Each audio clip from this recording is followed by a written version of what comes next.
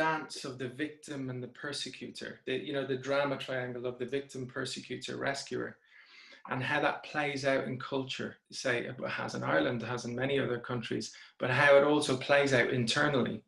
So the more I come into relationship, the more embodied I am, I come into relationship with the power that's here.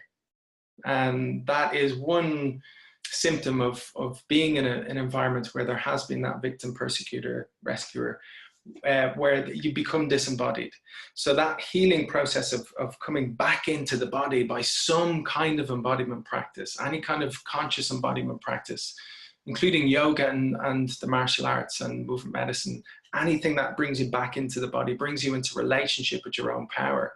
And then after, there's two sides to it that I see. One side is that coming into relationship with the power.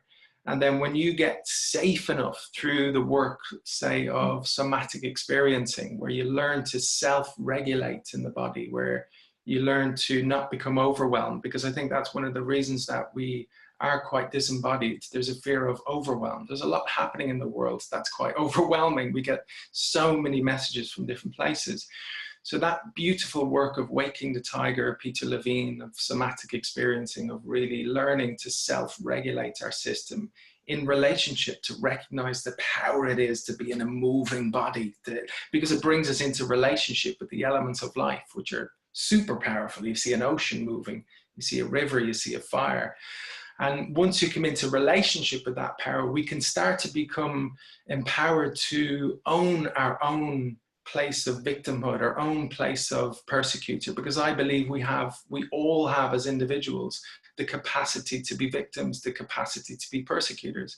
You look at the Irish example, we exported an awful lot of the Catholic ideas to countries that may not have wanted it, in Africa and lots of other places. So, and I do see that dance of the victim becomes a persecutor, persecutor becomes a victim. And I feel that personally, the more we can find ways to move with that internally in a safe space, in a conscious way, that we don't have to be caught in that cycle culturally. Well, and I just want to really accompany David in that. What I found was that studying different embodied practices had me learn a new culture that I may never have known what culture is, but I was learning to move in a way that I had never moved before, which allowed me to break patterns and hopefully do something different. You know, if you get a good teacher, someone who can really help you, that makes a huge difference. And then you also build a new culture. If you're in an environment with people who aren't healthy, you know, if you get a good embodied practice, hopefully those people, if they're truly embodied, that can be a healthy place for you to go to, which is all, you know, a pretty amazing experience. Do you know the book, The Brain That Changes Itself? It's a book by Norman Deutsch, and he talks about neurons that fire together. So neurons wire together. So that what you're talking about, Stephen, in terms of learning to move in different ways. We generally, in the way we live in the West, we use about 10%, imagine 10% of the vocabulary of the body.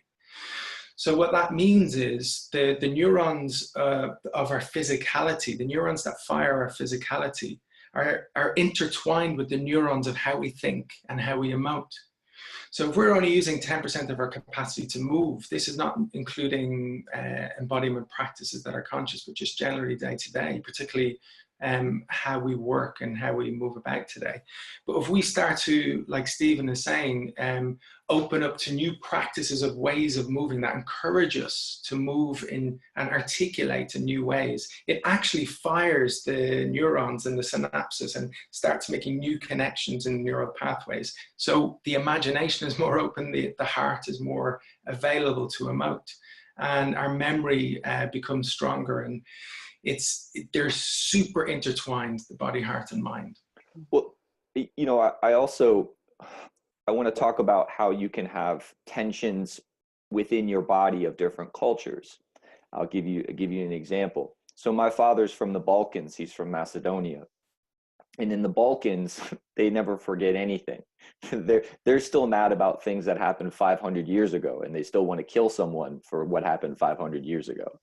And then, you know, as an American, Americans don't remember anything. You can do horrible things to someone. You can be a politician who has stolen money or harmed a child. And if you can make it through 48 hours of the news cycle, you can stay an elected official.